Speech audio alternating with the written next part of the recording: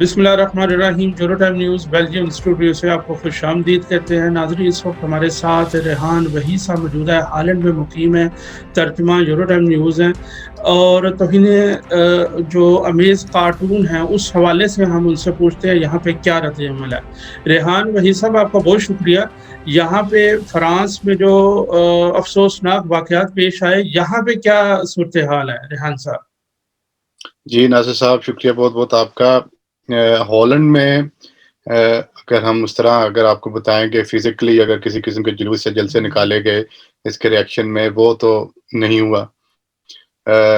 شاید اس کی ایک وجہ یہ بھی ہو سکتی ہے کہ کرونا وائرس کی وجہ سے جلوس وغیرہ نکالنے پہ پابندی ہے اس وقت فی الحال. لیکن اگر ہم سیاسی حضرات کی بات کریں تو یہاں جو کچھ ایسے مسلمان ہیں جو سیاست میں ایک نام رکھتے ہیں یا سیاسی پارٹی سے ان کا تعلق ہے، انہوں نے ضرور اس کے اوپر اپنے اظہار خیالات جو ہیں وہ دیے ہیں اور کہا ہے کہ ایسی چیز نہیں ہونی چاہیے، اور یہ سوسائٹی میں ایک مزید انریسٹ کا جو ہے یہ اس سے وہ پیدا ہوتا ہے. اگر ہم یہاں کے جو مقامی ڈچ حکومت ہے یا یہاں کے پرائم منسٹر ہے ان کی بات کریں، انہوں نے ان خاکوں کی یا یہ جو اس طرح کے واقعات ہوئے ہیں ان کی کسی رنگ میں ان سے انہوں نے اپنے آپ کو ڈسٹنس نہیں کیا، لیکن جو قتل ہوئے ہیں اس کی انہوں نے ضرور مذمت کی ہے کہ اس طرح یہ جو ہے نہیں ہونے چاہیے تھے. جو ایک آپ کو ایک آزادی ہے اپنی، تو ریحان صاحب، فریڈم جی آف جی اسپیچ ہے. جی جی ریحان صاحب، یہ بتائیے کہ وہاں پہ جو ریلوے اسٹیشنز ہیں، بس اسٹینڈز ہیں یا ٹرام میٹرو جو بھی صورتحال وہاں پہ ٹرانسپورٹیشن کی صورتحال ہے، وہاں پہ کیا پولیس یا فوج کی طرف سے گشت جاری ہے؟ اس حوالے سے کچھ بتائیے، کیونکہ گرجا گھر کے باہر جس طرح وہاں پہ پیش آیا واقعہ، اس طرح سیکیورٹی کے تو مسائل ہو سکتے ہیں یہاں پہ. بالکل ہو سکتے ہیں، اور یہاں یہ ایک یہاں کی پارلیمنٹ میں ایک سوال بھی اٹھایا گیا تھا ایک پارلیمنٹیرین کی طرف سے کہ کیا ہمیں اپنے یہاں سیکیورٹی ہے وہ سخت کرنی چاہیے، جس پہ یہاں عموماً ابھی تک یہی انہوں نے فیصلہ کیا کہ زیادہ سیکیورٹی سخت کرنے کی کوئی خاص وجہ نہیں ہے، کوئی ضرورت نہیں ہے، کیونکہ یہاں حالات اس طرح ابھی بے قابو نہیں ہے. لیکن ان جنرل اگر میں آپ کو بتاؤں، یہاں مساجد جو ہیں یہ انہوں نے پچھلے سال سے جب نیوزی لینڈ میں دہشت گردی کا واقعہ ہوا تھا مسجد میں، اس وقت سے ہی اکثر بڑی مساجد جو ہیں یہاں مسلمانوں کی بڑے شہروں میں، انہوں نے ایک پرماننٹلی ہی ایسے انتظامات کر لیے تھے جس کی وجہ سے انہوں نے اپنی سیکیورٹی جو ہے وہ سخت کی ہوئی ہے اپنے ذاتی طور پہ، نہ کہ حکومت کی اس میں کوئی جی جی شامل. ریحان صاحب، یہ بتائیے جو ڈچ اخبارات ہیں، میگزینز ہیں یا دوسرے جو سوشل میڈیا پلیٹ فارم ہیں، وہاں پہ ان خاکوں کے حوالے سے کچھ بتائیے، کیا اپڈیٹس ہیں آپ کے پاس؟ یہاں دیکھیں خبر تو اوبیسلی وہ بھی دے رہے ہیں، شائع کر رہے ہیں اپنے اخبارات میں، یہاں کے جو نیوز ایجنسیز ہیں وہ بھی اس کو اسی طرح خبر دے رہے ہیں.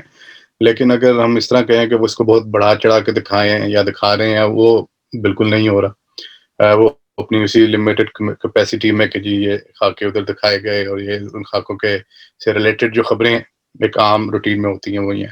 جی جی لیکن اگر آپ اس طرف جانا چاہ رہے ہیں یا پوچھنا چاہ رہے ہیں کیا آیا ان اخبارات نے بھی اسی طرح ان کو پبلش کیا اور اسی طرح لوگوں کو دکھایا، نہیں، وہ یہاں اس طرح کا کوئی اس طرح کا سلسلہ نہیں ابھی تک ہوا. اور لیکن یہ ضرور دیکھنے میں آیا ہے کہ جو یہاں کے کچھ مقامی ہیں ایسے حضرات جو کہ اسلام کے خلاف ہمیشہ باتیں کرتے تھے اور کرتے رہے ہیں، انہوں نے بہت سخت بیان دیے ہیں. انہوں نے اپنی جو ان کے بیانات کو اخبارات میں بھی شائع کیا گیا، نیشنل ٹیلی ویژن پہ نیوز میں بھی یہ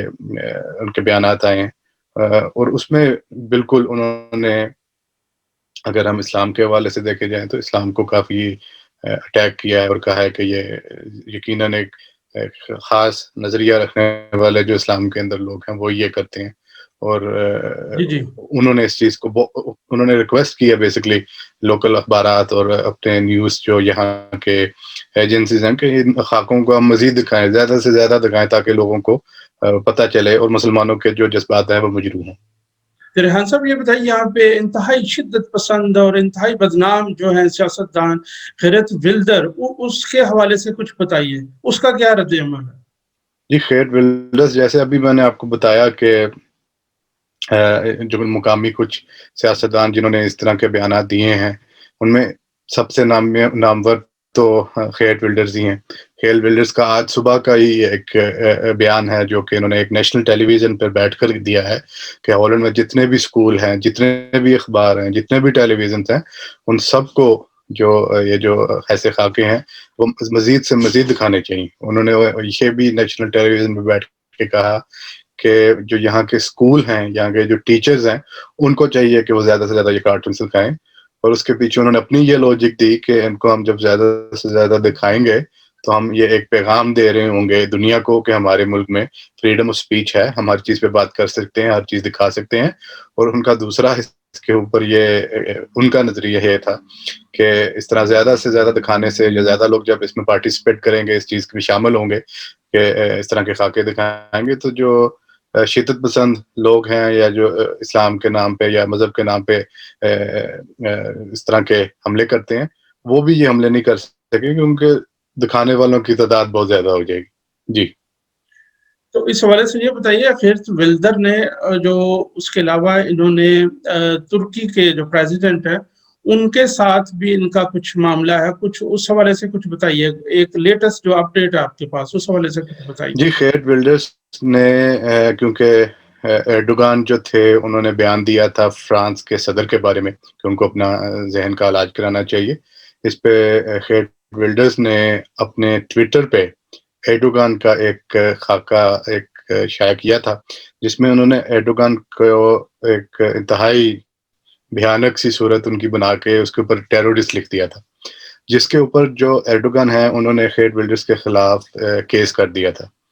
جی اس کے ادھر میں یہ بات آپ کو بتاتا چلوں کہ جو ہالینڈ کے پرائم منسٹر ہیں انہوں نے شاید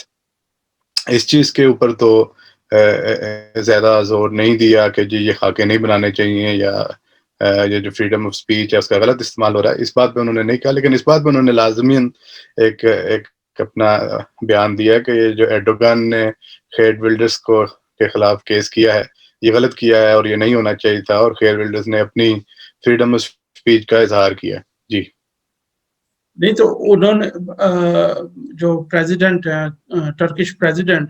تو انہوں نے کیا اس سیاستدان کے خلاف کوئی قانونی چارہ جوئی کی تھی جس وجہ سے جیسا آپ نے بھی کہا،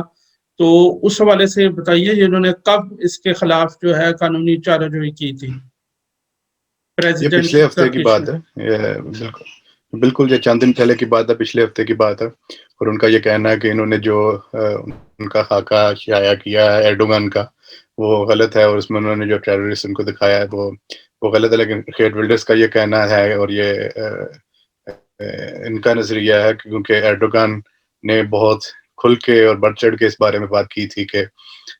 جو فرانس کے صدر ہیں وہ ان کو ذہنی علاج کرانا چاہیے، اور وہ ایک تو یہ غلط بتائیے ریحان سمت صاحب اس جا کا رہے ہیں. رزلٹ سوری یا یہ بتائیے اس کا فیصلہ ابھی ہوا ہے یہ پروسیس میں ابھی جو انہوں نے کیس کیا ہے نہیں، اس کا ولدر کے خلاف؟ یہ ابھی انہوں نے صرف کیس کیا، یہ پروسیس میں ہے. اور یہ بھی دیکھنے والی بات ہے کہ آیا اس میں کچھ ہوتا ہے کہ نہیں ہوتا، کیونکہ عموماً دیکھنے میں آیا کہ ادھر لوکلی ہالینڈ میں بھی خیر ولڈرز کے خلاف ایسے 20 کیس ہوں گے جو یہاں کے لوکل مسلمانوں نے یا مختلف دوسرے سیاستدانوں نے کی ہیں ان کے اوپر. جی جی. لیکن پریکٹیکلی ان کیسز سے بہت زیادہ کوئی رزلٹ آپ کے حاصل نہیں ہوتے، اس سے صرف آپ کو پبلسٹی ہی ملتی ہے. تو ریحان صاحب یہ بتائیے کہ یہاں پہ ظاہر ہے انتہائی خون ریز واقعات فرانس میں پیش آ رہے ہیں، یہ کسی کی جان لینے کا حق کسی کو نہیں ہے چاہے وہ مذہب کے نام پہ کرے. تو یہ بتائیے کہ یہاں پہ جو مسلم کمیونٹی ہے وہ کن حالات سے دوچار ہے؟ کیا ان کی عبادات پہ پابندی وغیرہ ہے یا وہاں پہ مساجد کو بھی بند کیا گیا؟ اس حوالے سے کچھ اپڈیٹ ہے، کوئی ایسی خبر ہے آپ کے پاس؟ میں آپ کو یہ تھوڑا سا یہ آپ کا سوال ایک جو یہاں آج کل کے حالات ہیں کووڈ-19 کے حوالے سے، کرونا کے حوالے سے، جی جی اس بارے میں بھی یعنی کہ اس سے لنک کرتا ہے. وہ لنک اس لیے کرتا ہے کہ اکتوبر کے شروع میں